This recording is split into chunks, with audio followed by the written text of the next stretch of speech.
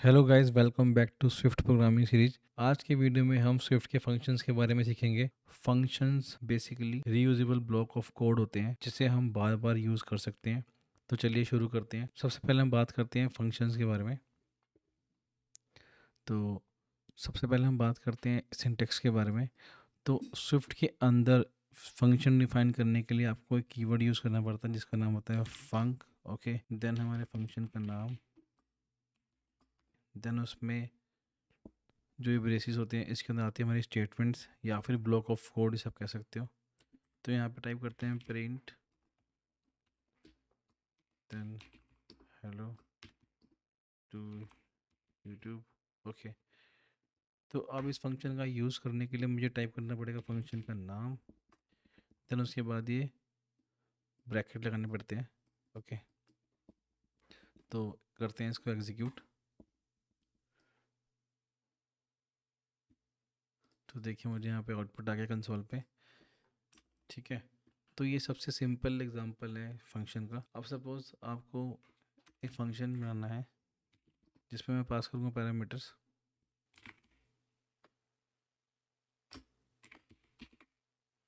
से हेलो पास करते हैं इसमें एक पैरामीटर और यहाँ प्रिंट करते हैं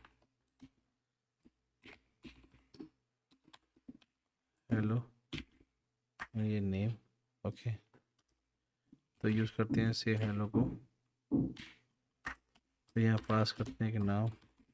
तो देखते हैं इसका आउटपुट। तो पैरामीटर क्या होते हैं? पैरामीटर फंक्शंस के अंदर वैल्यू को कैप्चर करने के काम आते हैं। ठीक है, जैसे मैंने यहाँ पे नेम नाम का पैरामीटर पास किया है फंक्शन में, तो जो कि स्ट्रिंग टाइप का है, और इसमें मैंने पास किया है विकास जो कि एक स्ट्रिंग है।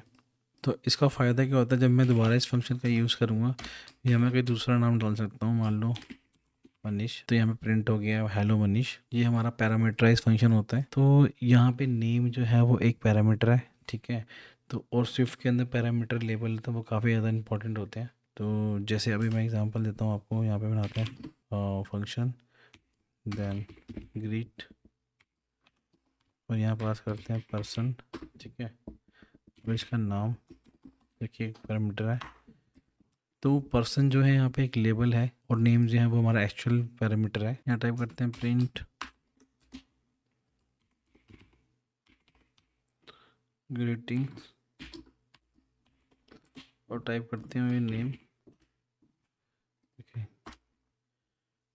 यूज़ करते हैं इस मेथड को, टाइप करते हैं अनिका, इसे करते हैं यूज़। तो यहाँ पे क्या हो रहा है कि यहाँ पे लेबल तो पर्सन है यहाँ पे, ठीक है, इस फंक्शन के अंदर, पर जो एक्चुअल वैल्यू जो कैप्चर हो रही है वो नेम में कैप्चर हो रही है। तो मैंने यहाँ पे नेम का यूज़ किया है यहाँ पे। तो यहाँ पे एक्चुअल वैल्यू जो है वो नेम में कैप्चर हो रही है। ओके, और पर्सन जो है वो हमारा लेबल है। यहाँ पे हो क्या रहा है, ग्रिड मेथड है, इसके अंदर एक एक्सटर्नल लेबल है पर्सन और एक पैरामीटर है नेम जो कि स्ट्रिंग टाइप का है। जब मैं इस मेथड का यूज़ करूँगा तो मुझे यहाँ पे लेबल शो होगा पर्सन। ओके, पर एक्चुअल वैल्यू जो कैप्चर होगी वो नेम में होगी। ओके, तो अगर मान लो आपको एक्सटर्नल लेबल नहीं चाहिए यहाँ पे, तो आप अंडरस्कोर का यूज़ कर सकते हो। कैसे? जैसे मैंने अब टाइप किया function head underscore equal to, और ए इंटीजर टाइप का है, और अंडरस्कोर बी इंट टाइप का है। ठीक है, एंड फिर कराते हैं इनका सम प्लस बी। ओके, देन यहाँ पे टाइप करते हैं ऐड, पास किया मैंने 4 और 5। तो देखिए मुझे यहाँ पे कोई कस्टम लेबल शो नहीं हो रहा है, सिर्फ मैंने यहाँ पे वैल्यू पास की है डायरेक्टली। ओके, और मुझे आउटपुट यहाँ पे नीचे शो हो गया है 9। ऐसे मान लो अगर आपको कोई कस्टम लेबल यूज़ करना है अपने पसंद का तो आप यूज़ कर सकते हो। ऐसे अगर आपको कस्टम लेबल यूज़ करना है तो आप टाइप कर सकते हो function, then move, then from start, ये है int type parameter, and to end, ये भी इन टाइप का है। और यहाँ पे print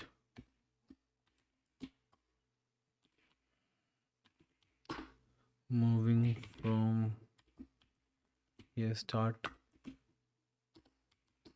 to end okay. Then यहाँ पे टाइप करते हैं मूव, तो यहाँ पे 110 कर देते हैं।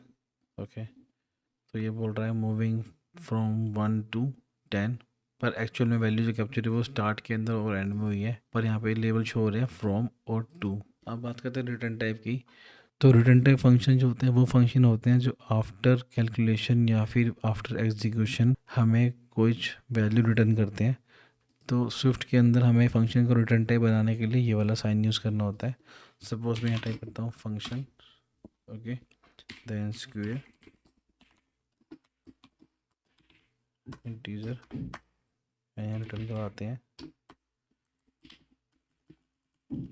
जो भी वैल्यू यहाँ पर पास करता हूँ एक्स, और x multiply by x. Okay, ये डालते हैं स्क्वायर के अंदर 3। ओके, तो 9 शो हो गया नीचे। अब यहाँ पे क्या है, आप इसकी वैल्यू को किसी वेरिएबल में स्टोर भी कर सकते हो। सपोज मैं यहाँ पे लिखता हूँ लेट और आउटपुट, ओके, देन स्क्वायर, यहाँ डालते हैं 10 और प्रिंट करवाते हैं आउटपुट को। तो ये मुझे 100 प्रिंट कर दिया यहाँ पे नीचे। सपोज़ आपको फंक्शन से मल्टीपल वैल्यू रिटर्न करवानी है तो आप उसके लिए यूज़ करेंगे टपल। यहाँ टाइप करते हैं फंक्शन फंक्शन एंड लिखेंगे यूज़र डिटेल्स और रिटर्न करेगा टपल। तो यहाँ टाइप करते हैं स्ट्रिंग एंड इंटीजर और यहाँ डालते हैं रिटर्न।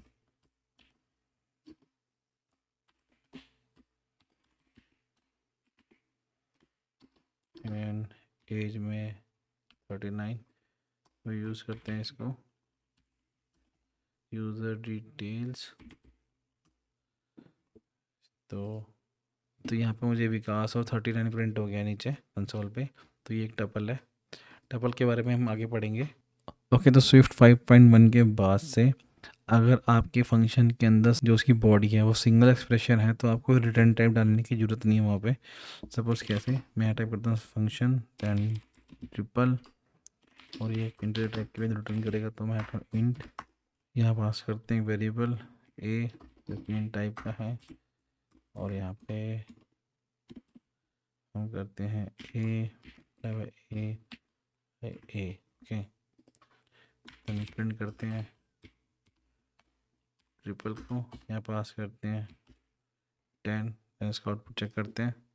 ओके, तो यहाँ पे रिटर्न टाइप जो है वो ऑप्शनल है, ठीक है, अगर आपका सिंगल लाइन एक्सप्रेशन है तो।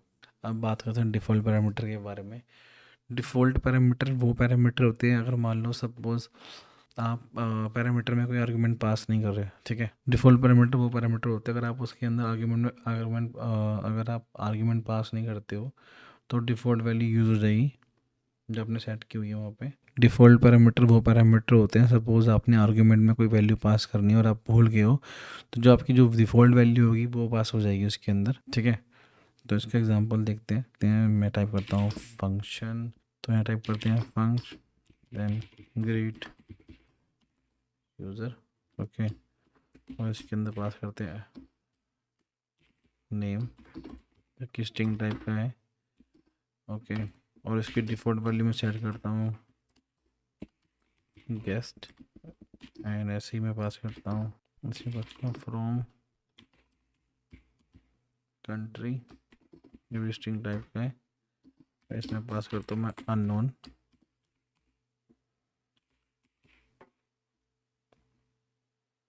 अब देते हैं इसकी बॉडी, तो यहाँ पे करते हैं प्रिंट, इस पे पास करते हैं हेलो, जो भी मेरा नाम होगा नाम यहाँ आ जाएगा। देन उसके बाद फ्रॉम जो मेरी कंट्री होगी उसको कंट्री पास कर देता।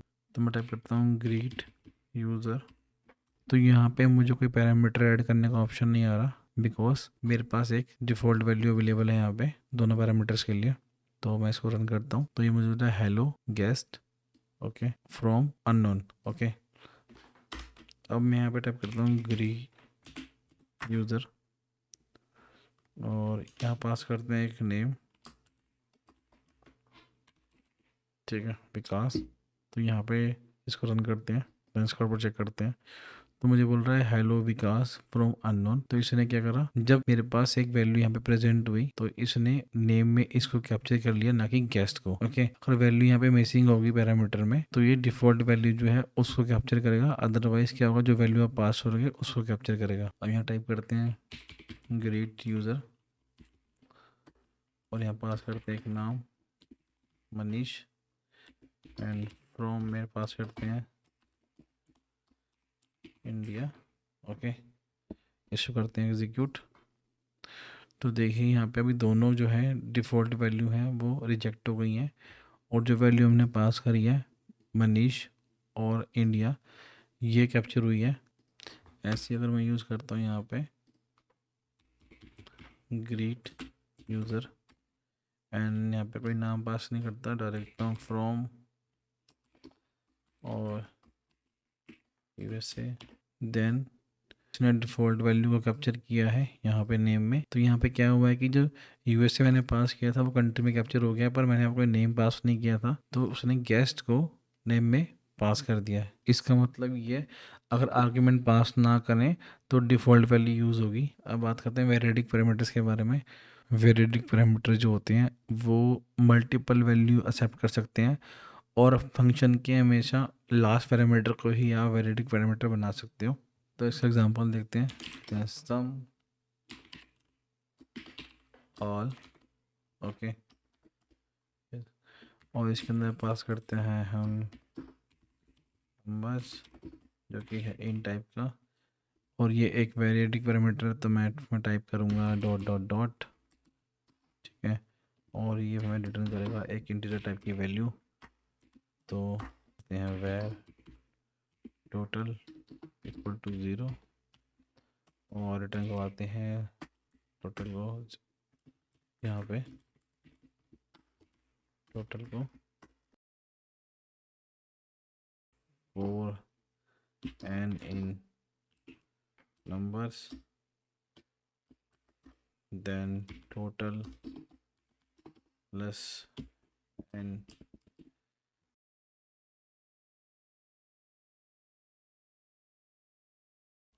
sum all, then यहाँ पास करेंगे हमारे नंबर, ठीक है, नंबर पास करेंगे, टाइप करेंगे 1 2 3 4 5 एंड 6।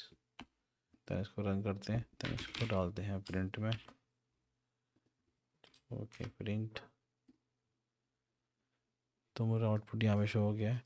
तो जब आप वेरिएडिक पैरामीटर यूज़ करोगे तो याद रखना ये कोई एरे नहीं है, ठीक है, हम सिर्फ इसमें मल्टीपल वैल्यू पास कर सकते हैं, और वो भी कॉमा सेपरेटेड। आप इस तरीके से मल्टीपल वैल्यू पास कर सकते हो। अब बात करते हैं इन आउट पैरामीटर्स के बारे में।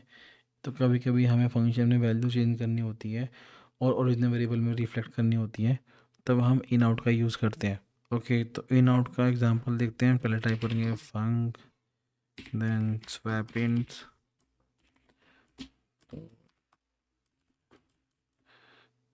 इसमें हम पास करते हैं दो पैरामीटर। पहला है ए जो कि इंटीजर टाइप का है, वो पास टाइप करेंगे in out, then integer, then b in out, ये भी इन टाइप का है।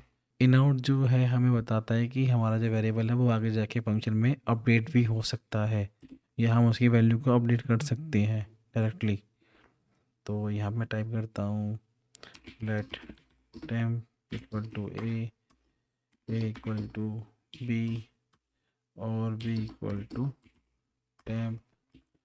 तो जब आप यहाँ पे स्वैप इंट का यूज़ करेंगे तो आपको वेरिएबल के साथ या पैरामीटर के साथ एंड का साइन लगाना ज़रूरी है। तो यहाँ बनाते हैं दो वेरिएबल, तो x equal to 10 and y equal to 20, और यूज़ करते हैं स्वैप का, स्वैप इंट का यहाँ पास करते हैं x एंड y, तो प्रिंट करवाते हैं इनकी वैल्यू को। तो print x is equal to x की वैल्यू को पास करते हैं एंड y इज वाई की वैल्यू को पास करते हैं यहाँ पे, तो चेक करते हैं।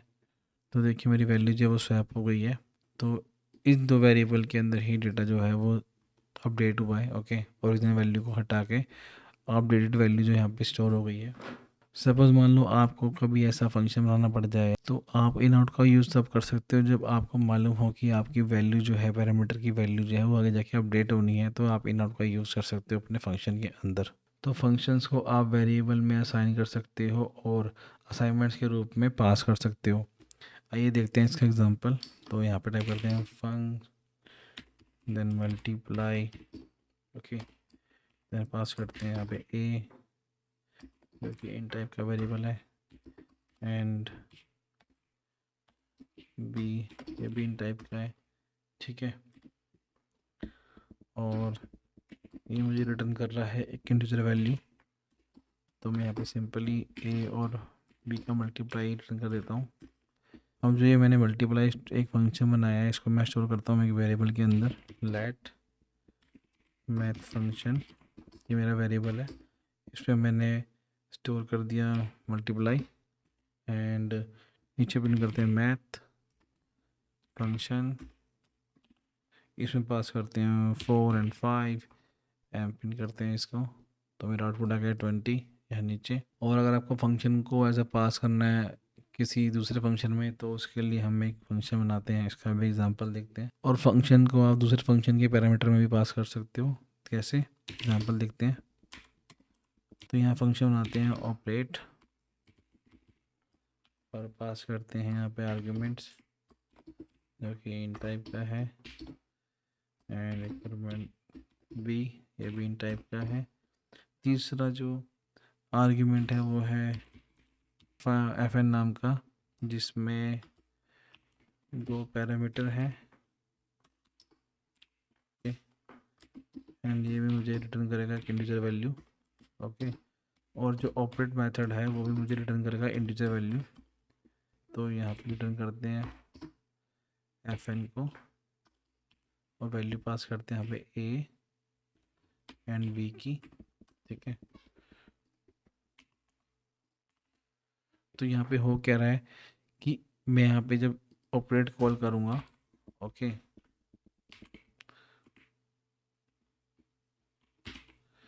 तो अब मुझसे पूछेगा यहाँ पे